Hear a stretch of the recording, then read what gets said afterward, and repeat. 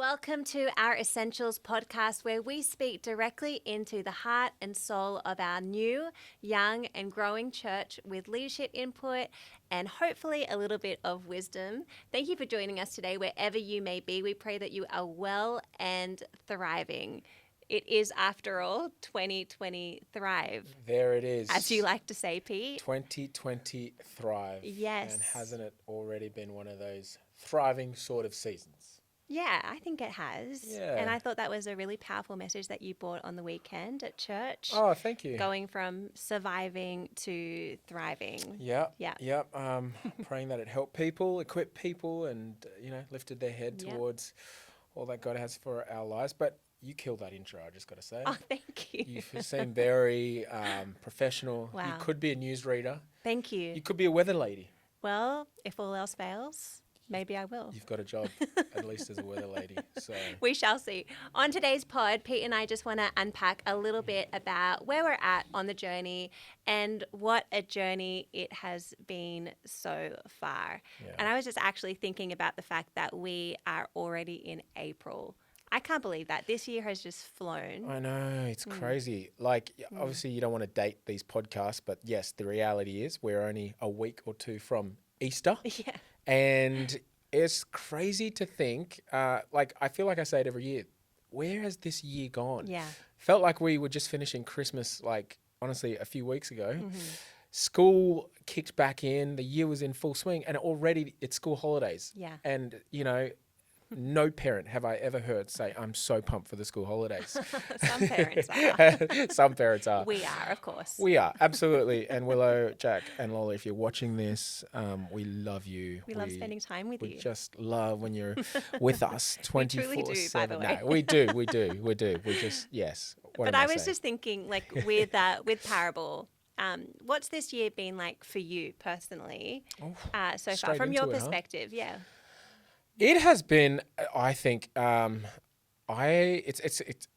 whole journey of Parable has exceeded my expectations. And I think even this year, seeing new ministries begin, we kicked off our Pillars community, and we had our first gathering, and over 65 people came to that, you know. We have youth up and running. It's weekly. And, just seeing that take shape, and Jay and Shani, who are doing such an amazing job, who I know our kids love them. And I know so many teenagers who are just thankful for them.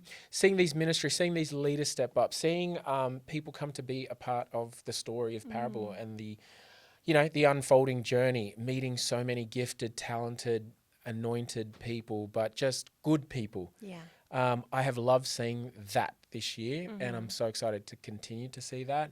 And just building a church community that focus is glorifying God through our lives. And I think that's what's been really exciting about this year so far, And then, seeing church just continue to grow. Yeah. Lots of new people, which has just been lovely. And then there's just the things where you see your teams evolving, growing teams. And, for us right now, we've been trying to grow, not only grow as leaders, but look at structures that will serve where we're at in this season. That's been really important for us as well. And doing that in a healthy, sustainable way. Yeah. Scalable to where we're at now, but where we want to be in the future. Yeah.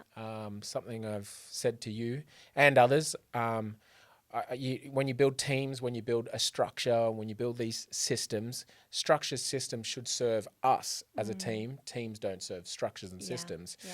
But we realize we do need these structures. We do need clarity. We do need to define certain job roles, and because as you add team, you add layers. And I am just so mindful as you add layers to leadership and to team that there's this bit in the middle that's really crucial. It's called, I guess in the corporate world, you can call it middle management if you like. And Laura and I want to be those leaders that empower and entrust leaders, but we also want to still be within within the detail, but empowering the details That's right. to a capable team, right? Yeah. I mean, And you could probably bring expression it's to a little that. bit of a dance, isn't it? And we love a good dance. We always say You should see the electric boogaloo that I can pull off. What is that? I don't know, but Guido Hatzis, if anyone remembers him, used to pull off the electric boogaloo. Anyway. That's not one that I've heard before. Yeah, I probably shouldn't be promoting Guido either, so my apologies. Send the emails but it is a bit of a dance. It's a bit of a boogie, Yes, and we're learning how to just stay in the rhythm. Yeah. And sometimes you misstep, but that's okay. You just get back into the rhythm. Yeah. And I really love where we're at. It's we're going to talk about this in a bit more in detail, but I feel like it's kind of one of those things where it's like a little bit messy, but you're okay with it. Yes. It's like it's a little bit unclear, but it's all good. We know where we're at in our journey, and we're staying true to it. We know where we want to be, and we know we'll get there. And it's okay just being like, it's like with, right now we have, 3 children, and, one's 14, a teenager. She's definitely a teenager, 11, and a 5-year-old. So the house is a bit messy. Yeah. And we've just got to be okay with that. Yeah, and we choose what we, the battles we fight. That's and the right. battles we go, you know what, as much as that we should be fighting that battle, let's just shelve that for a moment. Yeah. And I think you've got to pick your battles. Like for us as a team and as a church, 3 things that we know strategically we want to be doing is defining, building, and resourcing. Mm-hmm. And if I can just focus on the defining, it's really important because it's important to keep bringing clarity to team, to expectations, to job roles. But at the same time, whilst we want to make things as clear as possible, we also know as a church that's only 1 year old, there's going to be a bit of ambiguity. Yeah. And I think we have to be okay with a bit of ambiguity because it's not as clear cut. You rewind 12 months, we were in a different place 12 months ago. We've come so far. It's actually miraculous. And so with that, you have to you got to grow with the church in a healthy way. Yeah. But you've got to be okay with the ambiguity.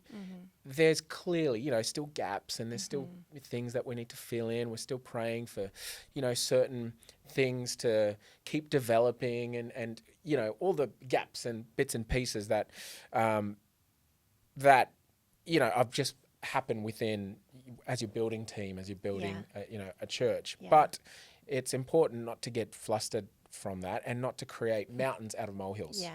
Just to go, it's all cool. We don't have the answers, and that's okay. We don't have the right people yet, and that's okay. Yeah. And that's the faith journey, I think, Yeah. because when you are okay with the ambiguity, you entrust it to God, and it really does grow your faith because it's like, Lord, this certain area needs to be, continue to go from strength to strength. We don't have the clearest answers on this, but you rely on God in a whole lot more, don't you? So true. I want to go back a little bit to just our church, and I think that there are certain marks on different churches, and what would you say is a mark of parable? Oh, good question. I mean, I think something I hear a lot is just how warm and kind the people are. Yeah, beautiful. Which, every time I hear that, I'm kind of like, a church is meant to be like that? Is that meant to be a standout thing? No, but hopefully we are. Well, like hopefully, most churches are. That's what I'm trying to say. Is I'm like, well, yeah, I hope we are. Yeah, of course. Hey, you're surprisingly warm and kind. That's crazy. I can't believe that. What were you expecting? But no, that and so to me, that speaks to community. Yeah. I think that's something we want to be known for. And here's the reality: as a church that's, well, we're not small because the reality is, churches in Australia, many are just under 100. We're well beyond that, but we're still a small church. Yeah. And relatively in a small church, it's easy to create community. I think we've got to maintain and keep fighting for that community and church to continue to not just be a crowd, but be souls, individuals that need care, prayer, support. Connection. Yeah. And that's really important. And so I want our church to be known for that. And I want our church to be known for there's an anointing and there's every time I go to that church or to a service or to some sort of a gathering or to a home group, I leave having encountered the presence of God. Yeah, beautiful. I never want people to come and just encounter someone on a platform, Right. a personality or a really great singer or a gifted, musician, or that's all secondary to what we're actually going for. Is we're glorifying God and we're going for the presence of God. And that's the sort of church. I would love people to walk away going, I had an encounter with Jesus there. Yeah. Like I sensed the Holy Spirit in the room, Thank you, in the Jesus. preaching, in the studies of the home groups, in the interaction over coffee with, one of the people that come to church. I want people to sense there's something different that shifted something within me. One of my favorite stories is somebody coming to Parable for the first time, and they saw beautiful Dino, who was just, he's part of our car park team, and he was welcoming the cars in as they were driving into the driveway. And in that moment, they just immediately sensed the presence of God, and they burst into tears. And just even those things, like serving, welcoming people, it carries the presence of God. Really and I does. really do think it is a mark in our church. Yeah. I think you're right, community is as well. What do you think has brought that sense of community for our church?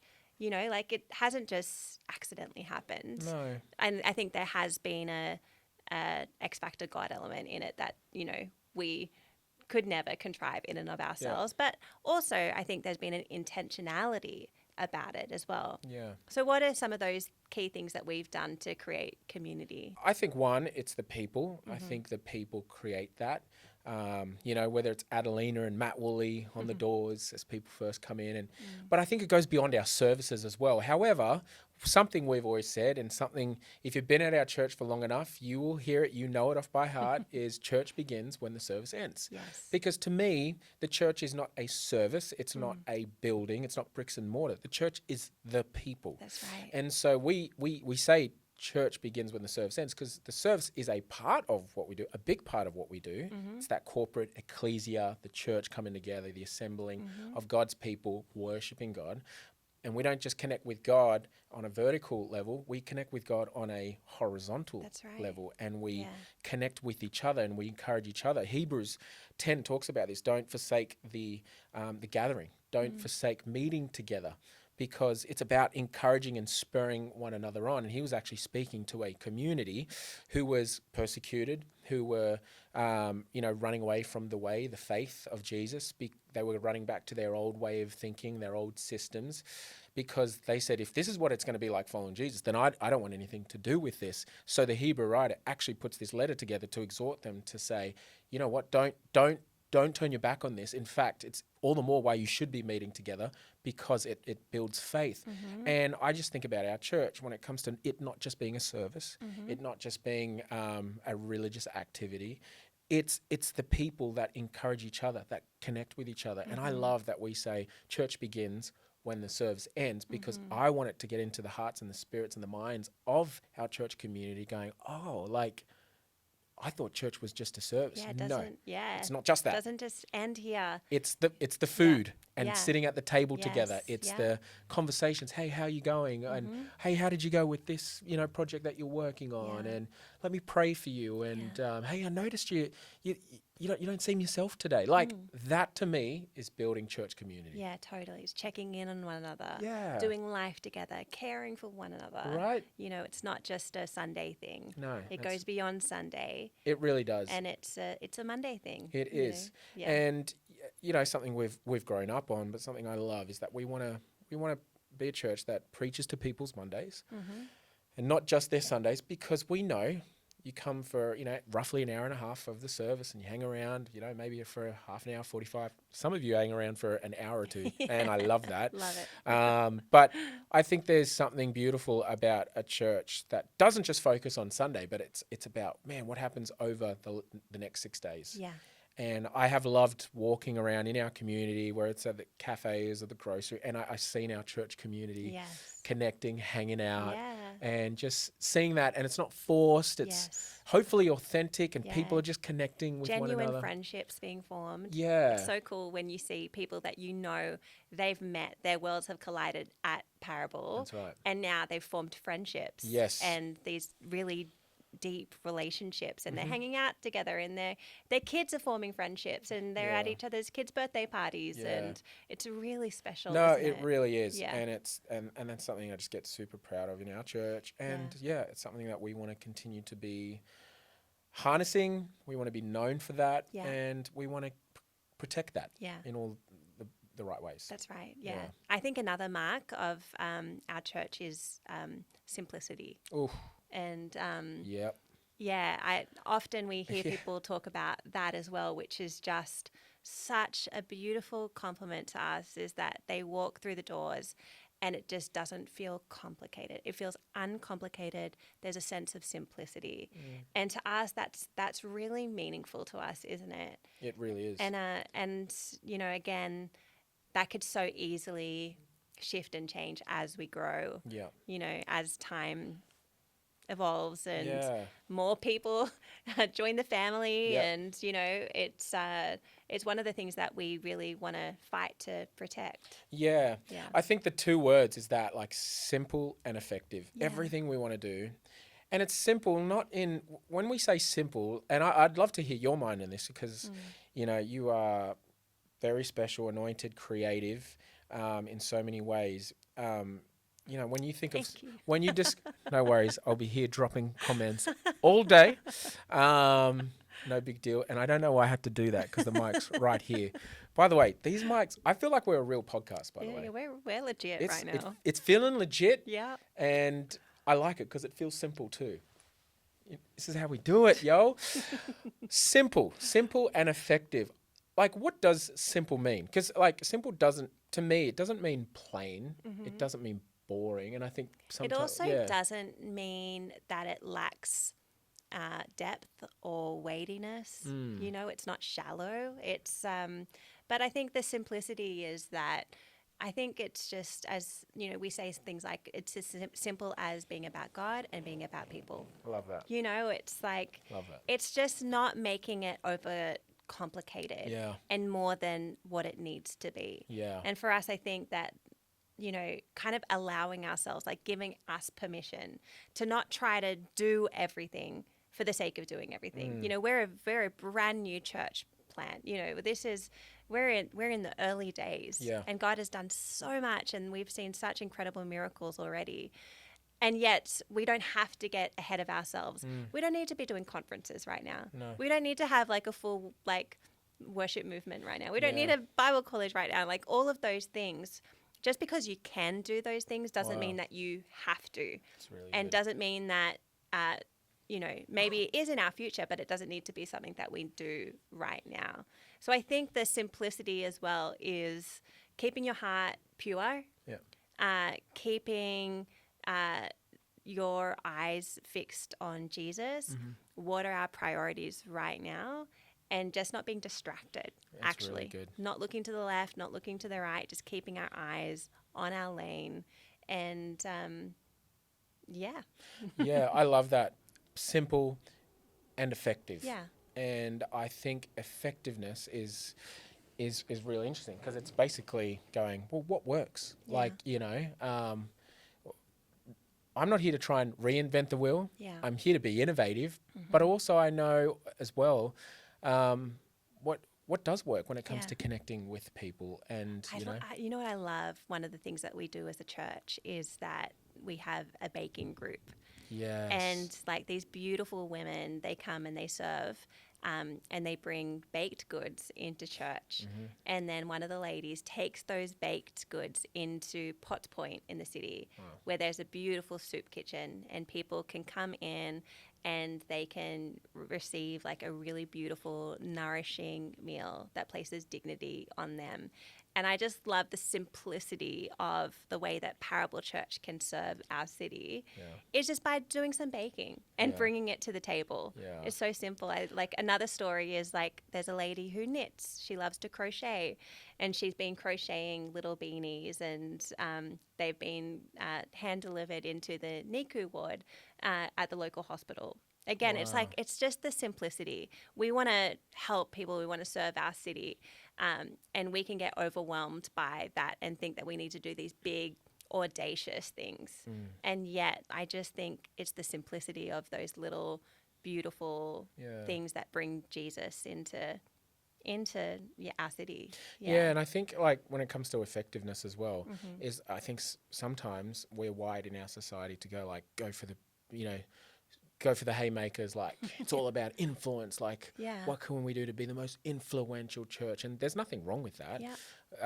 But you miss the power of being effective in the sense of you got to make sure your goals and what you're aiming for is not influence as such, like, hey, how do we be effective? Because as you're effective, then influence comes your way. The Bible actually talks about this, that a gift makes room for the giver. The gift creates room, puts him before the presence of the king, puts him before, and sometimes we can try and force things because we're trying to be like something we saw, or something we saw on YouTube, or a church that we saw down the, whatever it is. But I think for us, it's being simple and being effective, and not getting ahead of ourselves, and meeting the need where we're at right now. Doesn't take away that we've got. I mean, our church probably gets sick of me saying this, but we got a big vision. We're a micro church with a big vision, but we're going to be faithful with what's in our hands right now, and just embrace that. And to us, that's okay. What's simple and effective as we're working with our leadership team and the community and the crew that we're working with. It's like, is it simple? Is it effective? If it's not simple and if it's not effective, then don't do it. You know what I mean? And so I think that's one way we can keep building church. And, there's going to be new ways and formulas that we've got to work out as church continues to grow and society, all of that. And it doesn't mean as well that everything's going to be easy. No. Everything's going to be clear cut. Like, even right now, behind the scenes, like we're figuring things out. Yeah. It's a bit uncomfortable, you know, but that's also just keeping a simple mind about that as well. It really is. I felt like you and I have been talking about this, and that's why I love these podcasts, because you and I have these I feel like I'm just sitting in the car with you on the way to pick up the kids from school, and we're just having a conversation about some things, but and everyone else is listening on that. But I think I do this thing where I start talking, then I forget what I'm talking about. What were we talking about? We're talking about... I think I've had too many concussions, by the way. And I'm glad that these days in football and in professional league, they've put some parameters and some, protocol around concussions. I know I've gone on a little project here, but growing up, I played football a lot. Shout out, no big deal. I'm athletic. Jokes. Thank you. I've got one person laughing. No one else in the room here is laughing. That's okay. Okay, now I got Jemima going. But I used to get concussed quite a fair bit, and one day I went and saw the doctor, and he's like, "You actually have to stop playing football." I actually witnessed your last concussion, and it was a scary one. It was. I have to say, Pete, he was taken to hospital. Careful with the details. He broke his jaw, and I walked in, and he had forgotten who I was. Actually, you knew who I was. You had forgotten that we were married. Yeah, but tell him what happened when I found out that we were married. And then Pete was like, "Why are you here?" And I'm like, "Because I'm your wife." And he burst into tears. That's a true story. Yes, because I was pumped that she was my wife. He was also trying to, the nurses were coming in, and he was like, "I need to get to church. I need to get to church." And they were like, "No, you're actually quite injured. You need to stay here." And he's like, "No, I'm a minister. I need to go to church." That's right. I don't even think I was a minister at the time. And I think I was just a volunteer. And then you could hear other people in the emergency, and you were like, telling the nurses, "I need to go pray for them. The Bible says to lay hands on the sick and they shall be healed." I tell you, out of the abundance of the heart. Anyway, but after that last concussion, that was it for you. You had to hang up your boots. Yeah. So anyway, that's why as I was talking, I completely forgot what I was talking about. So I blame it on the concussion. I'm used to it. Yes, it's not abnormal to me. No. Okay, so if we were to talk about our church right now, we're a little bit over 12 months into our journey. And if you were to maybe describe where our church is at? Like, if you could boil it down to one word or just one sentence, how would you describe where our church is at right now? Yes. I'll tell you, it's this. We're a 1-year-old. Yeah. It's as simple as that. We're a baby. We're a baby. We're a 1-year-old that is working out how to walk. Yeah. We're curious about some things, and that's not to patronize anyone and go, we're treating you like a 1-year-old. No way. Just when it comes to the life and the how old our church is, it's okay. We're 1-year-old. Yeah.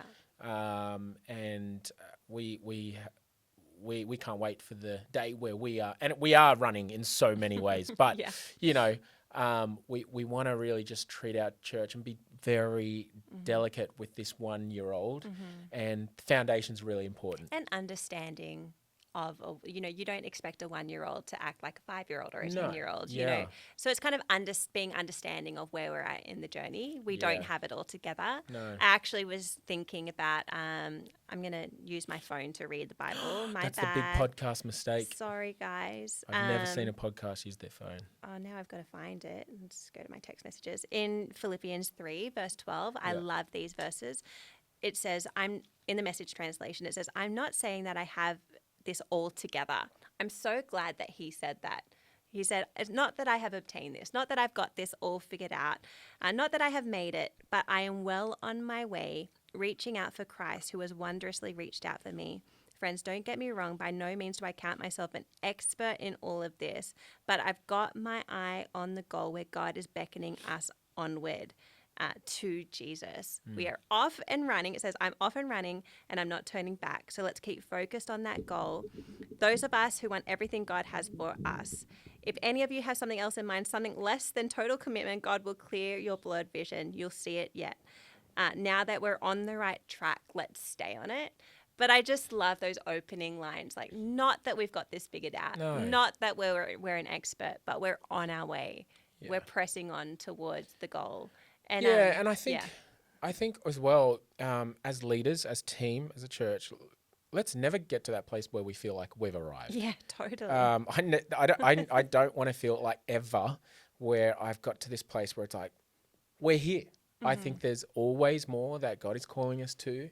And the moment I go, you know what, I feel like we've arrived, I think that's where you either bury me right there and I go home to Jesus, or I think it's the beginning of mediocrity, and I think it's the beginning of, slowing down. I pray that in our maturity, in our leadership, in our church, we never feel like we've arrived. And what I mean by that is we remain humble, remain teachable, to go, we can always keep learning more. We can always keep growing in who we are as Christ followers, right? Yeah. And I think that's just so important. I think as well, having just grace for the journey and patience for the journey as well.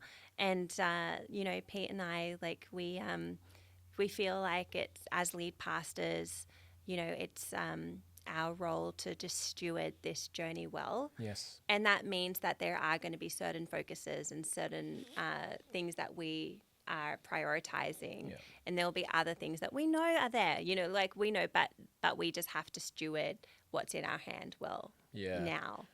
And so important. Yeah.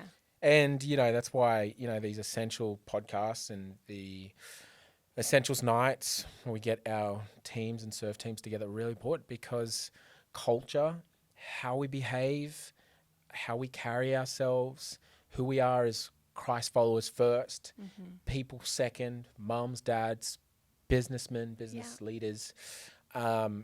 It's just so important that we really work on the foundations. Yeah. And, I've preached about this before, but it doesn't matter how tall a building is. If those foundations are cracked, if they are not built correctly, well, that building's not going to last long.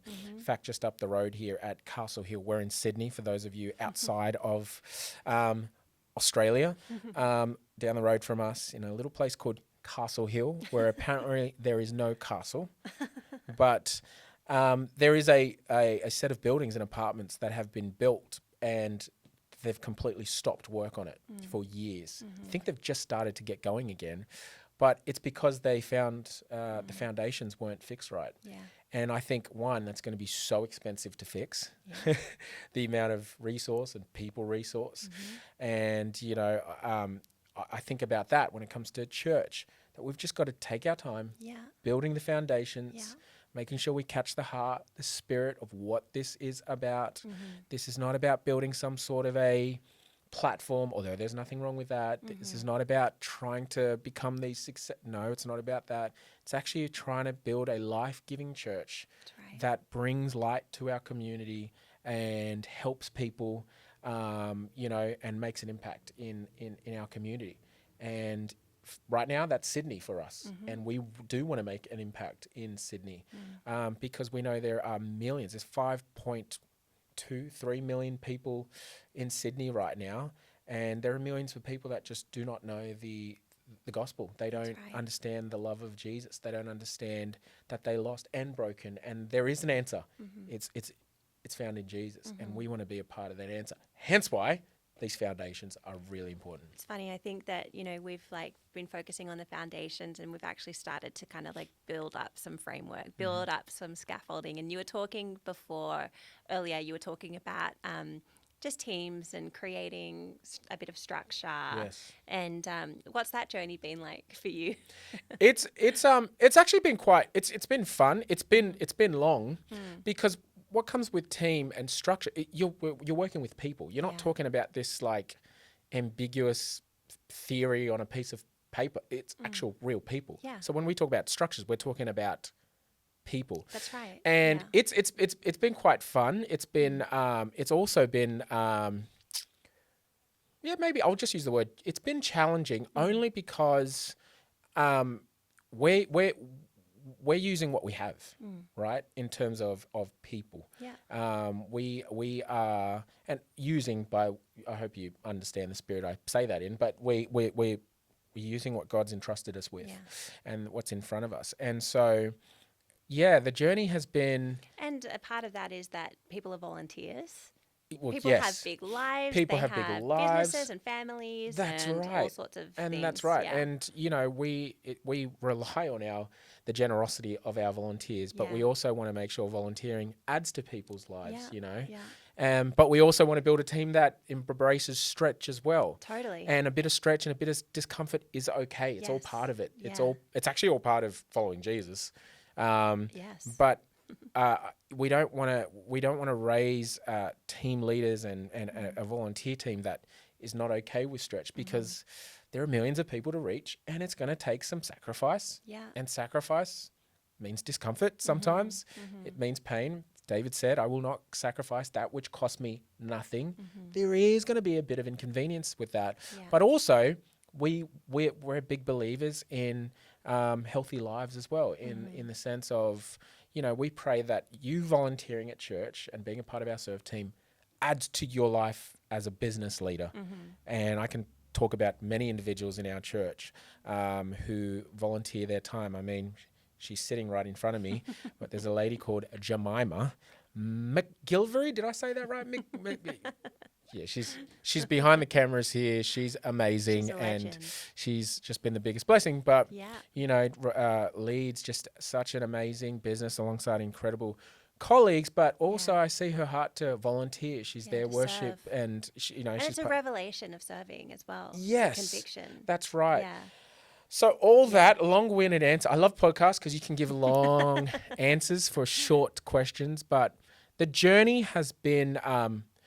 It's been fun, but it's been revealing in all the best ways.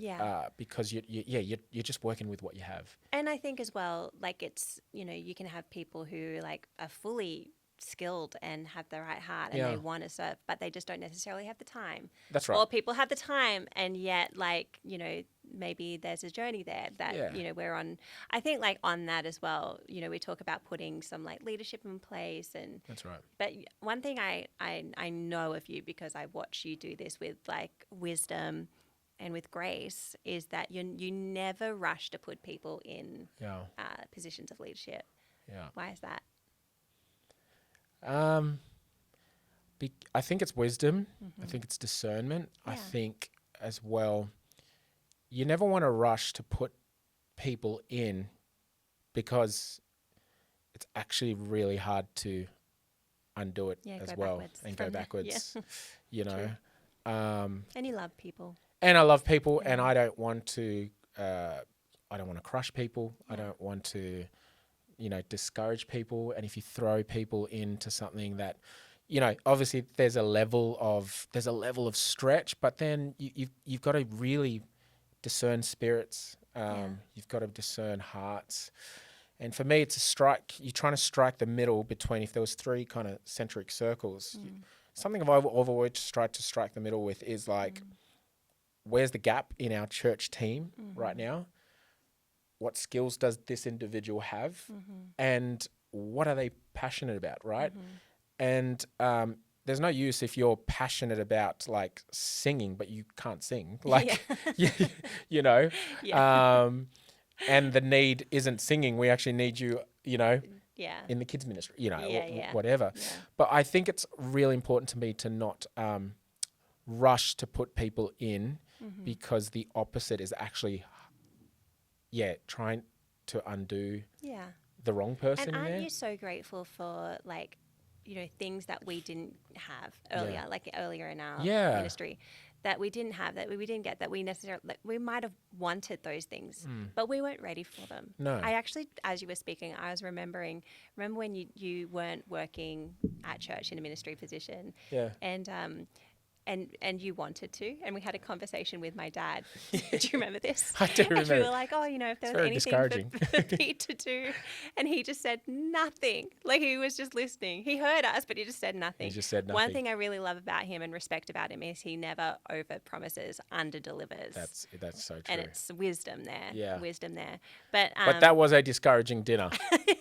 But look at me now, Pastor Brian. Really, Look at me now. because you really just, it was such a vulnerable moment. Like, you really put I yourself did. I out put myself there. out there thinking, all right, was he my father-in-law at that time? I don't even know. I think he was. Yeah, I was like, surely this guy's going to, help us out. And it was just like nothing. I And was he like, didn't. And it was probably a full year or 2 years before, it really was. we became youth pastors. Yeah, and, it really was. But that journey, I think, was really important for us. And the truth is, like, just because we want something or that's the desire of our heart doesn't necessarily mean that it's time. That's right. And there's development that needs to happen Yes. within us in the process. Yeah, and Yeah. you know what I'm realizing as a lead pastor, as where the buck stops with you, is that I'll have individuals in the best heart, like, why don't you put this person there? Like, they'll be perfect for this. And as a lead pastor, you wear this mantle. I'm not trying to say woe is me or chosen am I, but like you see things others don't,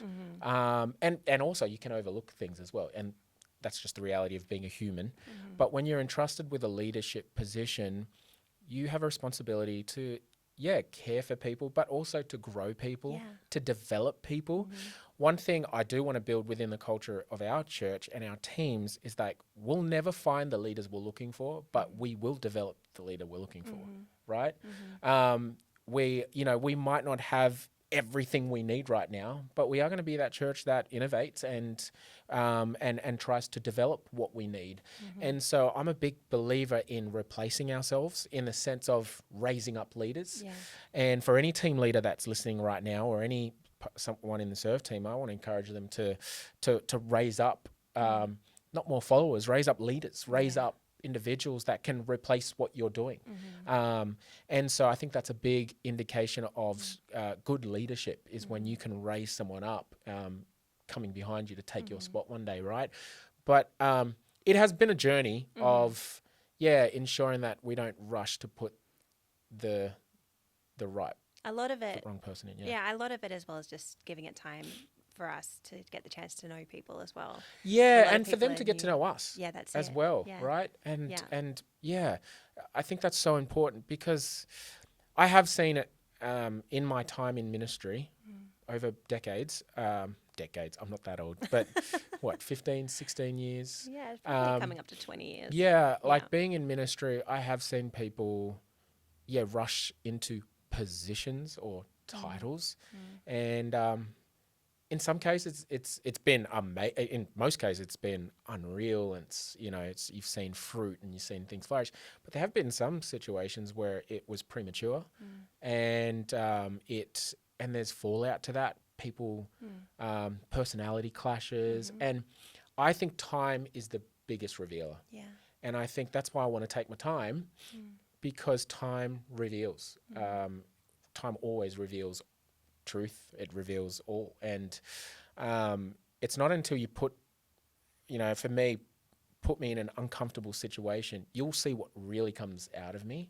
And the reality of leadership, that is what it is. You're working with being in sometimes the discomfort zone, and what's in you will come out. And so, yeah, you want to serve people well. And does that make sense? And at the end of the day, we just love people. Like when my dad sat down with us for dinner, it wasn't a matter of him loving you or not loving you. That was not the question. It was actually more of like caring for you, and also caring for the people, the flock, the people that we're stewarding as well. And so it's, Side note, I actually love that your dad didn't do anything for like 2 or 3 years, because I also think it speaks to this whole, I'm going to go off record here, but like nepotism sort of narrative, just looking back on our story, reality is we started at the bottom, if you like, but like, not that it's not about really any climbing at the ladder. But what I mean by that is I love that, your dad, Pastor Brian, didn't rush to put us in positions because you were his kid, that we were his kids. But he was really mindful of where we were at. We were still young and still needed a whole lot of development. And I think a lot of how I lead in terms of not rushing to put people in, I think I've learned that from your dad, to just be mindful not to rush people in, because once you do, again, it's hard to undo it.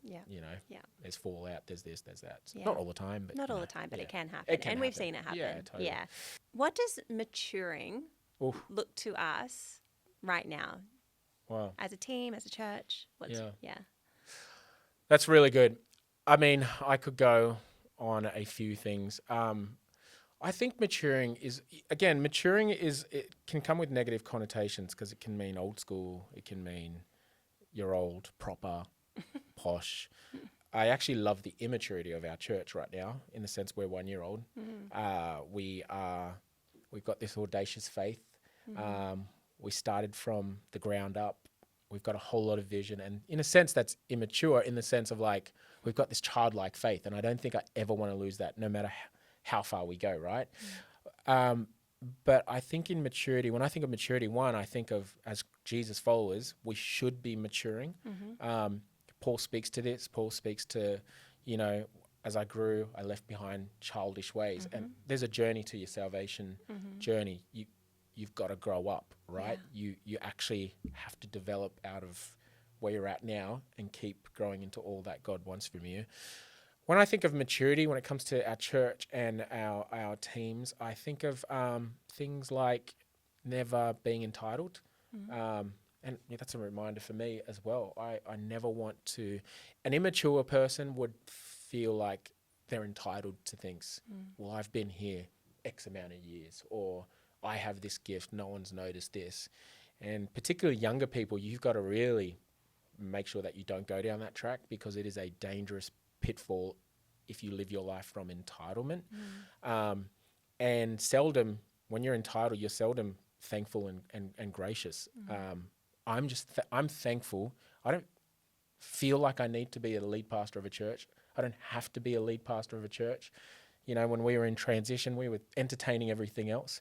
But I think for us in this journey, we weren't entitled. We have to become we should be this. One, it was a conviction, but two, I'm sitting here today going, oh, well, Lord, like, if there's another person, please go with another person. But I'm thankful that you've chosen us, and I want to be a good steward of this. But I think entitlement. I think humility is really important. Beautiful. As you mature. We talked about this just a moment ago. You never graduate. You never arrive. I don't care if we've gone 20 years and you're 20 years in ministry or 30 years in ministry. never arrive, never feel like you've graduated from being grateful, from being, saying thank you. I think of maturity when it comes to, what's interpreted in what an immature person will always hear what's not being said, because you always hear through the lens you're looking through, or you always hear through the filter. So if there's undealt with stuff, whether it's real stuff like trauma, or if there's insecurities, or I don't know, you're a people pleaser, or that's going to come out at some point. And if you don't mature those areas, that's going to come out. Believe me, it will. It's happened to me. If you haven't dealt with things, and if you haven't matured and grown and healed and leading from this place of overflow, at some point in your life, and I'm not prophesying this at all, I'm speaking from experience, that insecurity comes out in some way or form. And that's why it's so important to mature, to grow.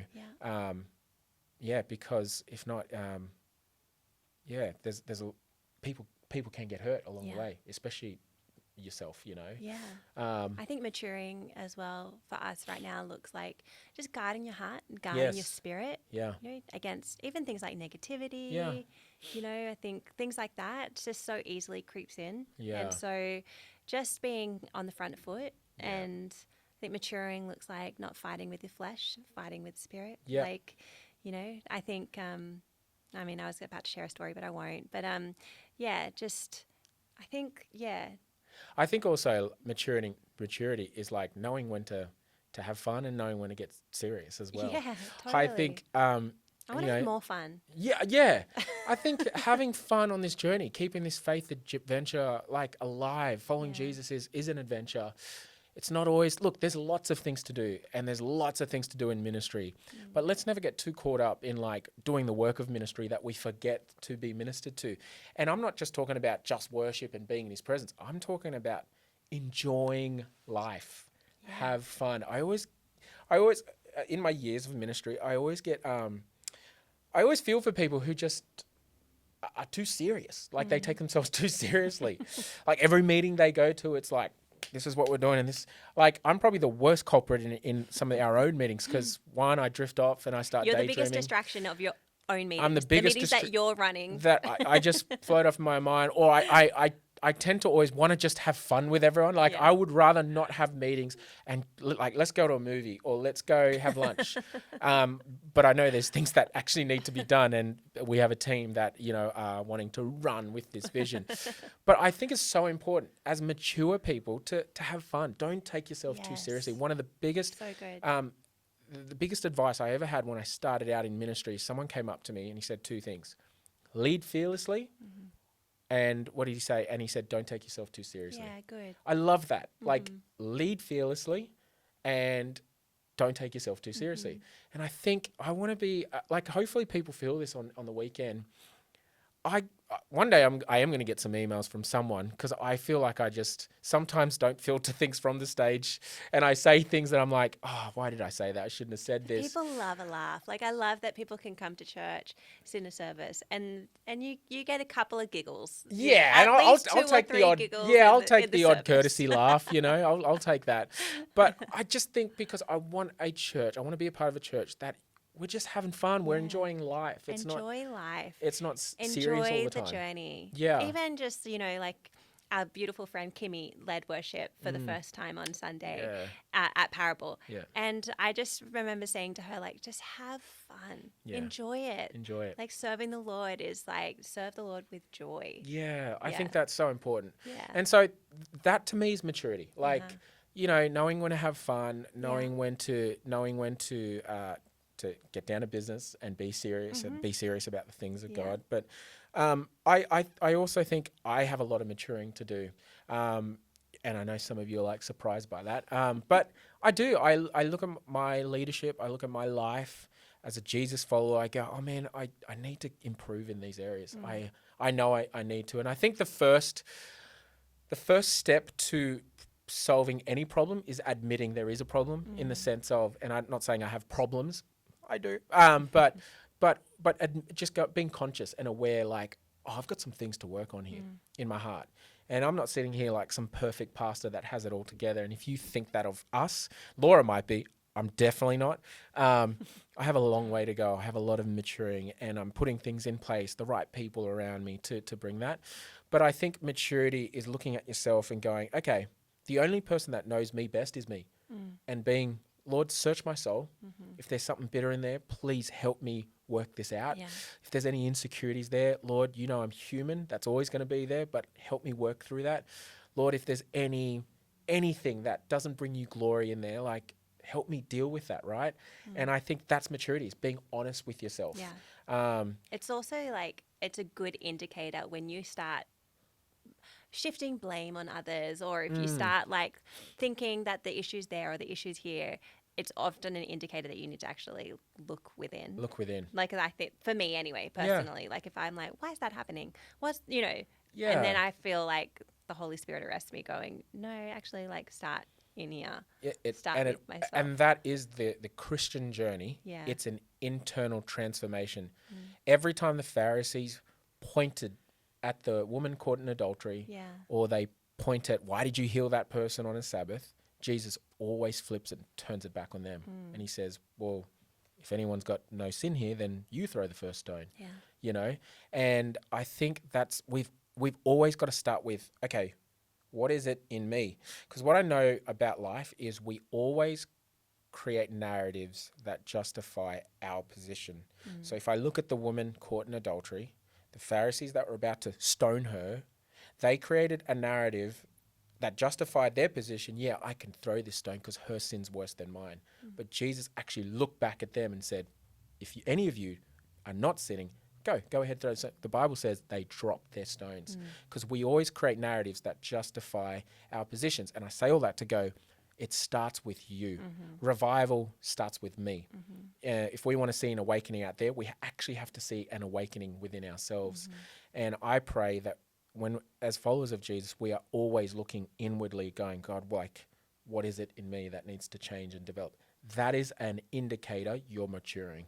But if you keep deflecting, if I keep deflecting, oh, well, that person's the problem, or this is that, you need to, the only thing you can control is your own spirit, and you've got to do that. And we can keep talking to maturity. I'm actually going to be speaking to our Essentials gathering tonight about maturity and how we keep maturing as followers of Jesus and as leaders in our church. So, we could go on forever, but we could. I'm starting to get tired of my own voice. Oh, wow.